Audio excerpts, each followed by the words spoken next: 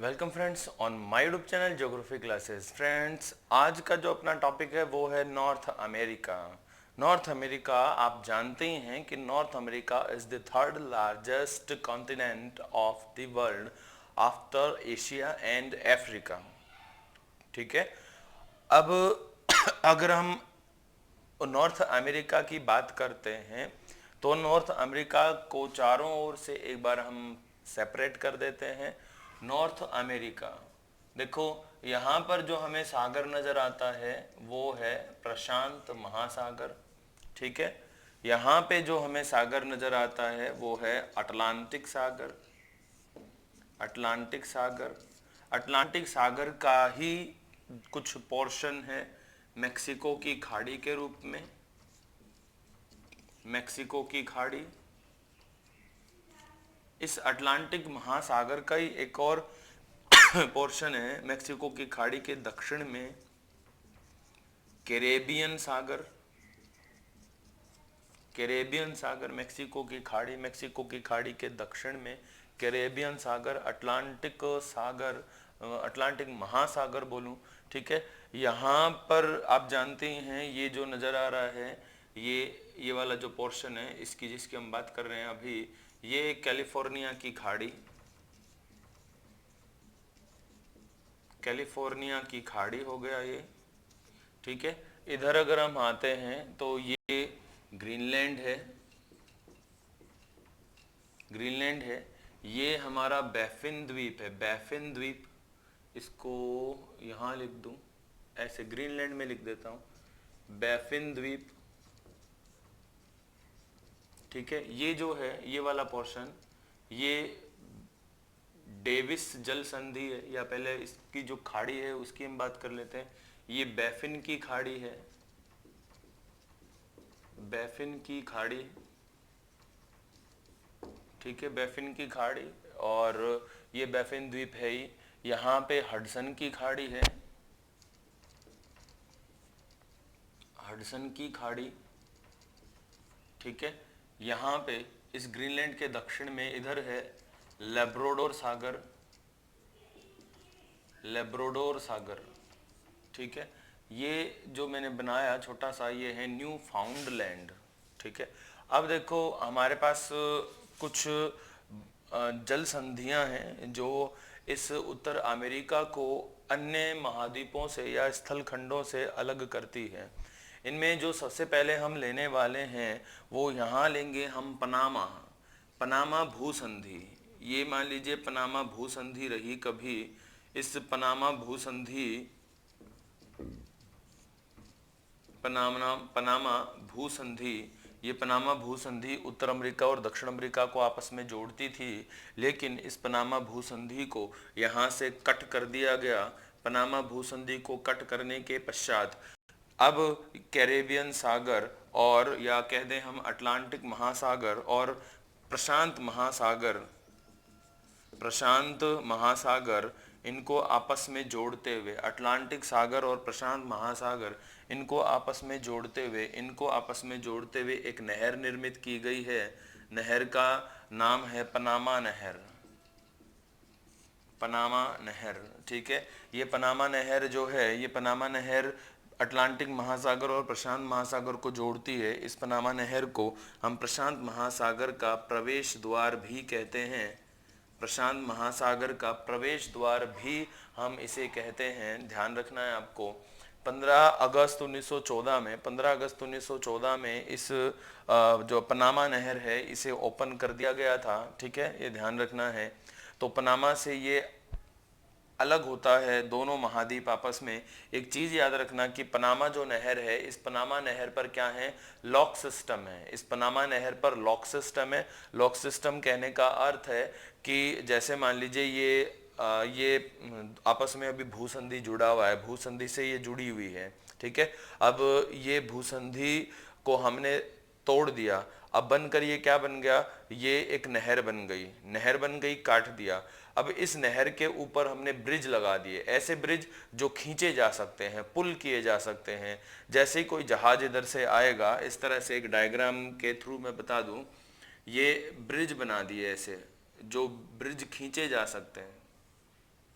ठीक है। जब कोई इधर से जहाज निकलेगा तो ब्रिज उठा लिए जाएंगे, जहाज गुजर जाएगा, और जब जहाज गुजर चुकेगा तो ये ब्रिज फ्लैट कर दिया जाएगा और इधर से इधर सड़क परिवहन निर्मित किया गया है। तो इस पनामा लॉक के ऊपर से जो सड़क परिवहन है वो है विश्व का सबसे लंबा रेल मार्ग, सॉरी सड़क मार्ग, विश्व का सबसे लंबा सड़क मार्ग, सबसे लंबा सड़क मार्ग, और उसका जो नाम है वो है पैन अमेरिकन, पैन अमेरिकन सड़क मार्ग, पैन अमेरिकन सड़क मार्ग। ये है विश्व का सबसे लंबा सड़क मार्ग, ठीक है ना, ये आपको ध्यान में रखना है, सबसे लंबा सड़क मार्ग है ये विश्व का पैन अमेरिकन सड़क मार्ग। ओके, अब अगर हम फिर बात करते हैं इस पैन अमेरिकन सड़क मार्ग के बाद और हमारे नॉर्थ अमेरिका की, ये पैन अमेरिकन सड़क मार्ग किसको किससे जोड़ता है मैं बता देता हूँ। ये अलास्का से आता है और पूरा हमारी रॉकीज पर्वतमाला के सहारे पनामा लॉक को क्रॉस करते हुए ये अर्जेंटीना की राजधानी ब्यूनस आयर्स तक बना हुआ है। ये विश्व का सबसे लंबा सड़क मार्ग है, पैन अमेरिकन सड़क मार्ग कहलाता है ये। ओके, अब यहाँ पर ये मेक्सिको की खाड़ी है, यहाँ पर एक द्वीपीय देश है, द्वीपीय देश का नाम है क्यूबा, द्वीपीय देश है, द्वीपीय देश का नाम है क्यूबा, ठीक है, ये ध्यान रखना है। अब जब हम क्यूबा की अगर हम बात करते हैं तो यहाँ पे ये जो यूएसए का पोर्शन है इसको हम कहते हैं फ्लोरिडा, ये फ्लोरिडा है, यूएसए का पोर्शन है और ये कहलाता है फ्लोरिडा। तो फ्लोरिडा और क्यूबा, फ्लोरिडा और क्यूबा के मध्य, फ्लोरिडा और क्यूबा के मध्य यहाँ पर जो जल संधि है उस जल संधि को फ्लोरिडा सॉरी फ्लोरिडा के नाम पर ही जाना जाता है, उस जल संधि को हम कहते हैं फ्लोरिडा जल संधि, ठीक है। ध्यान रखना किस किस के बीच में है, फ्लोरिडा और क्यूबा के बीच में जल संधि का नाम है फ्लोरिडा जल संधि। यहाँ दक्षिण में है मेक्सिको, ये मेक्सिको का एक पोर्शन है ये वाला, इसको हम कहते हैं यूकाटन प्रायद्वीप, यूकाटन प्रायद्वीप, यूकाटन प्रायद्वीप। जो यूकाटन प्रायद्वीप है, यूकाटन प्रायद्वीप है ये मेक्सिको का पार्ट है और इस यूकाटन प्रायद्वीप और क्यूबा के बीच में यहाँ पे जो जल संधि है उस जल संधि को भी इस यूकाटन चैनल के नाम से ही जानते हैं, यानी यूकाटन के नाम से ही जानते हैं। और इस जल संधि को जो कि यूकाटन प्रायद्वीप और क्यूबा के बीच में है, जल संधि को हम कहते हैं यूकाटन चैनल, जल संधि को हम क्या कहते हैं, यूकाटन चैनल, ठीक है, ये ध्यान रखना है आपको। इसके अलावा फिर अगर हम बात करते हैं इस आगे तो देखो यहाँ पर ये बैफिन द्वीप है और ग्रीनलैंड है और यहाँ पे बैफिन की खाड़ी है, तो बैफिन की खाड़ी और इस लेब्राडोर को आपस में जोड़ते हुए यहाँ पे विश्व की सबसे चौड़ी जल संधि है, जल संधि का नाम मैं बताऊं आपको, डेविस जल संधि, डेविस जल संधि। ये डेविस जल संधि विश्व की सबसे चौड़ी जल संधि है, ये ध्यान रखना, ये क्वेश्चन आता है। जैसे हमने बात की थी कि विश्व की सबसे लंबी जल संधि थी हमारे एशिया महाद्वीप प्रशांत महासागर में टार्टर या तातार जल संधि, टार्टर जल संधि, ठीक है, वैसे ही ये विश्व की सबसे चौड़ी जल संधि है। अब यहाँ पर हम आते हैं, ये बैफिन द्वीप है और ये उत्तर अमेरिका है मुख्य भूमि, इन दोनों को पृथक करते हुए, इन दोनों को पृथक करते हुए जो जल संधि है, जल संधि का नाम हडसन की खाड़ी के नाम पर है, जल संधि हो जाएगी हमारी हडसन जल संधि, ठीक है, हडसन जल संधि, ये आपको ध्यान रखना है, ठीक है। देखो पनामा नहर हो गया, मेक्सिको की खाड़ी में फ्लोरिडा और क्यूबा को सेपरेट करते हुए फ्लोरिडा जल संधि, इधर यूकाटन चैनल है और ये क्यूबा है, इन दोनों को सेपरेट करते हुए यूकाटन जल संधि या यूकाटन चैनल। ऐसे ही बैफिन द्वीप और ग्रीनलैंड को पृथक करते हुए और बैफिन की खाड़ी और लेब्राडोर सागर को आपस में जोड़ते हुए जो जल संधि बनती है, विश्व की सबसे चौड़ी जल संधि डेविस जल संधि। ऐसे ही उत्तर अमेरिका बैफिन द्वीप, इन दोनों को पृथक करते हुए जो जल संधि बनती है वो जल संधि हो जाएगी हडसन जल संधि, ठीक है, ये आपको ध्यान रखना है। इसके अलावा यहाँ पर आप जानते ही हैं ये हमारा एशिया महाद्वीप आ जाएगा, इधर साइबेरिया,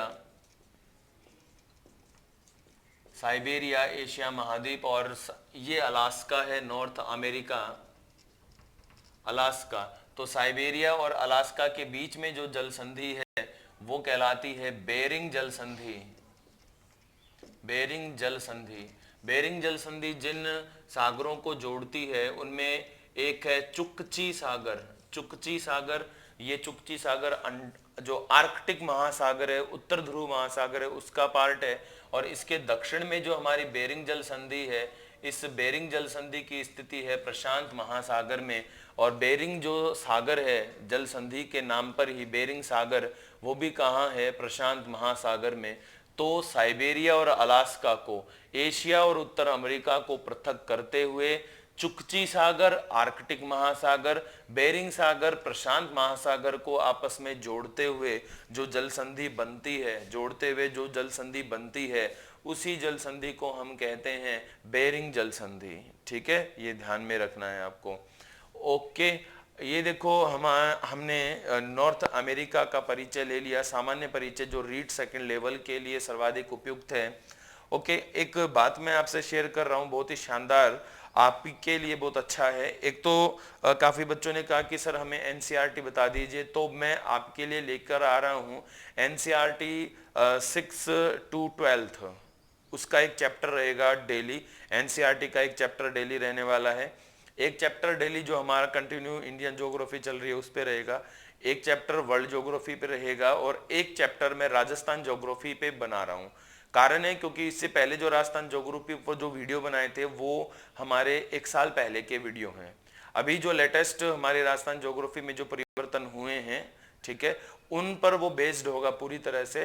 भौतिक प्रदेश वगैरह में चेंज नहीं पड़ता है, लेकिन उसमें भी कुछ चैप्टर मिसिंग है, तो हम उनको 0 से ही शुरू करने वाले हैं। तो हमारे पास अब 4 लेसन हो जाते हैं, एक राजस्थान ज्योग्राफी, एक इंडियन ज्योग्राफी, एक वर्ल्ड ज्योग्राफी, एक एनसीईआरटी।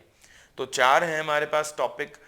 इन 4 लेसन पे आपको आधा आधा घंटा की क्लास मिलेंगी। ठीक है, तो आप कंटिन्यू हमारे साथ बने रहिए। एक शेड्यूल मैं बना रहा हूँ और उस पर वो यूट्यूब चैनल पे पोस्ट कर दूंगा, वहाँ पे आप टाइमिंग चेक कर लेना, और जैसे ही कोई टाइमिंग चेंज होती है तो वो पोस्ट डाल के आपको वो टाइमिंग भी बता दूंगा। ठीक है, तो अभी मैं टाइमिंग बनाता हूँ, और अभी हमारा जो वो प्रीमियर है वो वीडियो शुरू होने वाला है 10 बजे। ओके फ्रेंड्स, कंटिन्यू हमारे साथ बने रहने के लिए थैंक यू। जय हिंद।